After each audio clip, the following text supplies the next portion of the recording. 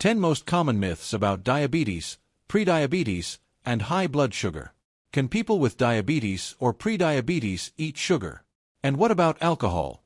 Do you need to avoid it completely, or can you have a drink occasionally? Then there's the question of fruit. Are some fruits totally off limits if your blood sugar is high? Today, we're clearing up the confusion. I'll be breaking down the top 10 myths surrounding diabetes. After watching, you won't fall for these misleading ideas again, whether they come from the internet or everyday conversations. You'll also walk away with a better understanding of diabetes, a condition that, if not properly managed, can lead to serious complications. Plus, stick around until the end for some bonus tips on how to better control your blood sugar. So, make sure you stay with me to the end. And before we get started, don't forget to like this video and subscribe to the channel if you haven't already, so you don't miss out on our tips. Also, share this video with others on platforms like WhatsApp, Facebook, or Telegram. Let's spread this important information to as many people as we can. Now, let me ask you, do you have diabetes or prediabetes? Are you concerned about eating fruit because of your blood sugar levels? Where are you tuning in from? Drop a comment below. Alright, let's break down the myths, starting with some of the most common misconceptions you've probably heard. Myth 1. If no one in my family has diabetes, I won't get it. This is one of the most misleading myths out there. The truth is that diabetes has been increasing dramatically across the globe. In 1980, there were about 108 million people with diabetes. By 2021, that number had jumped to 537 million. That's a huge leap. Although having family members with type 2 diabetes does increase your risk, it's far from the only factor. If both your parents have type 2 diabetes, there's around a 50% chance you and your siblings could develop it too. But it's not just about genetics. Factors like eating processed foods, being overweight, and leading an unhealthy lifestyle all contribute significantly to the risk of developing diabetes. A sedentary lifestyle, processed foods, and stress. These all put extra pressure on your pancreas, increasing your risk of diabetes, regardless of your family history. Additionally, there are multiple genes linked to the development of diabetes. Both your parents could have brown eyes, and yet you might be born with blue eyes. So, it's essential to take charge of your health. Keep active, eat real, whole foods, and maintain a healthy weight. These lifestyle choices significantly lower your risk of developing diabetes. This brings us to Myth 9. Myth 9. Prediabetes always leads to diabetes. This is another widespread misconception. Just because you have prediabetes doesn't mean you're destined to develop diabetes. In fact, in countries like Brazil, out of more than 40 million people with prediabetes, only about 25% will develop diabetes within 5 years if they don't make lifestyle changes. That's just 1 in 4 people. Prediabetes is a condition where your blood sugar levels are higher than normal, but not high enough to be classified as diabetes. The good news is that, with the right lifestyle changes, you can prevent the progression to diabetes and, in some cases, even reverse prediabetes entirely. Myth 8. My body heals well, so I must not have diabetes. Diabetes is often called a silent disease because many people don't know they have it. With type 2 diabetes, which accounts for about 95% of all cases, symptoms appear gradually, making it difficult to diagnose early on. That's why it's important to get regular blood tests, such as fasting glucose or HbA1c tests, to check your blood sugar levels. It's not about guessing.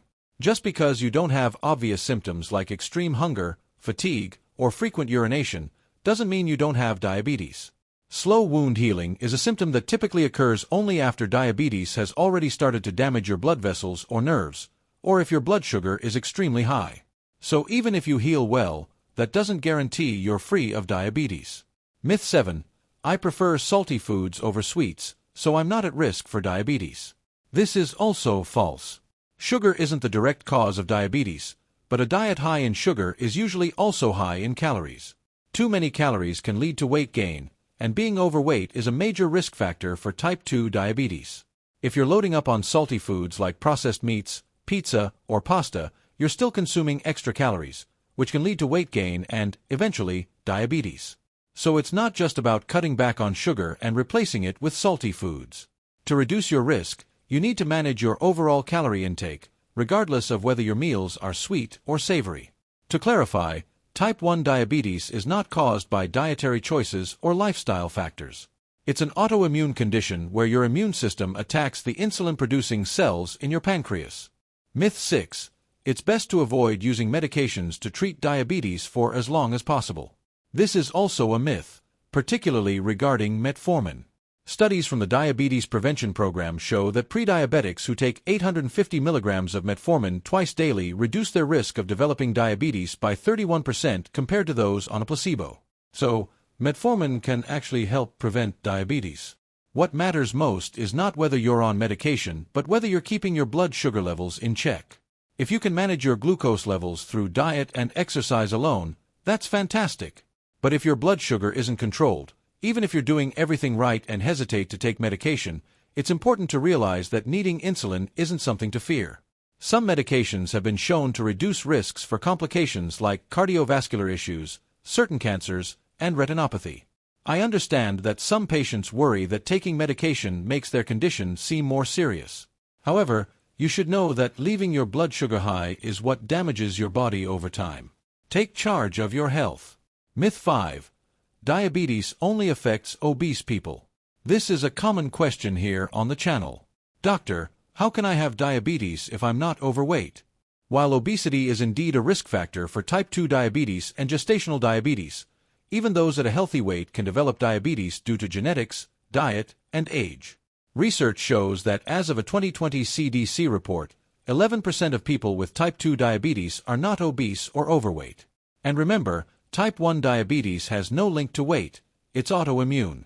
In November 2022, the FDA approved the first drug to potentially slow the progression of type 1 diabetes called CLNOW.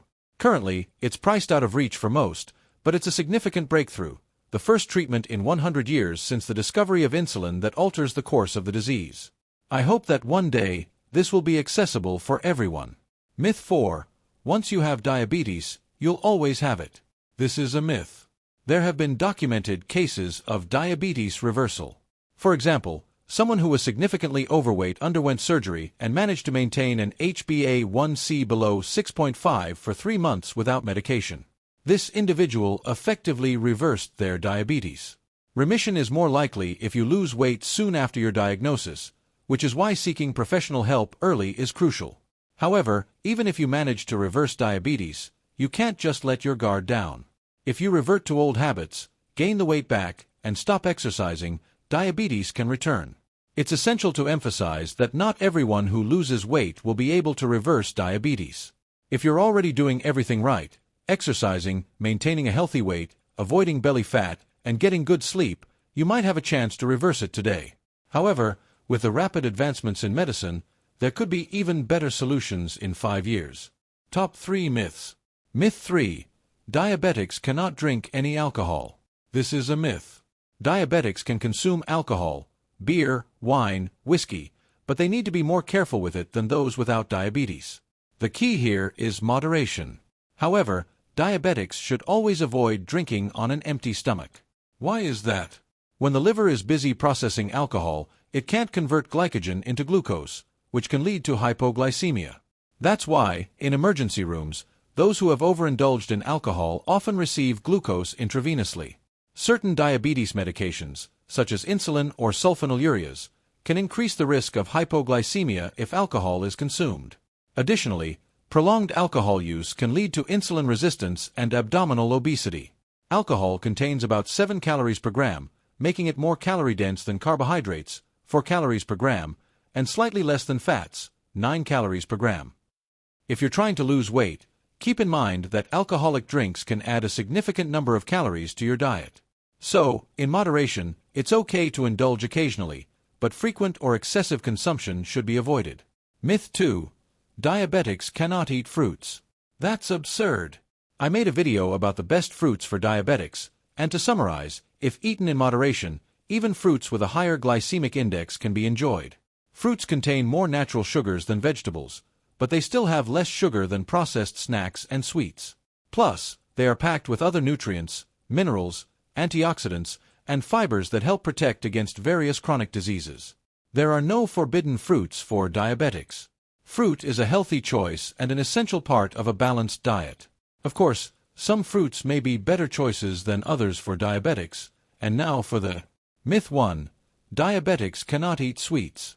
I'm sure you've heard this 1,000 times, and it's not true. You can enjoy sweets occasionally. If you have type 2 diabetes and consume a lot of sugary foods, it will be challenging to manage your blood sugar and weight. In such cases, it's crucial to exercise moderation. This doesn't mean you should eliminate all sweets from your diet, but it's better to save them for special occasions rather than consuming them daily. Therefore, sweets can be eaten by diabetics in small portions and rarely, especially at special events, as long as they are part of a balanced and healthy diet alongside physical activities. And if you think that diabetic chocolates, cakes, or cookies are options you can eat freely, be cautious. While they may not contain sugar, that doesn't mean they're healthy choices, as they are often high in fats, calories, and sweeteners, and they tend to be more expensive.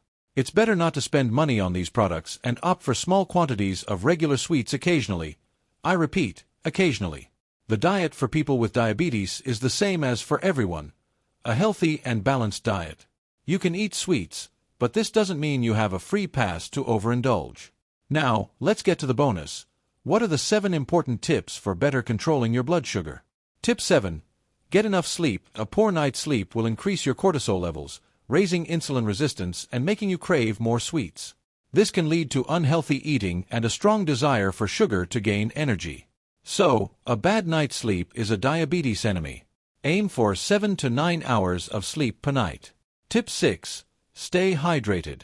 Drinking plenty of water can help keep your blood sugar levels in check. Moreover, diabetics have a higher risk of dehydration than people without the disease, so drink more water or lemon water. Tip 5. Increase your fiber intake. Fiber reduces carbohydrate absorption, preventing spikes in blood sugar and keeping you fuller for longer. Tip 4.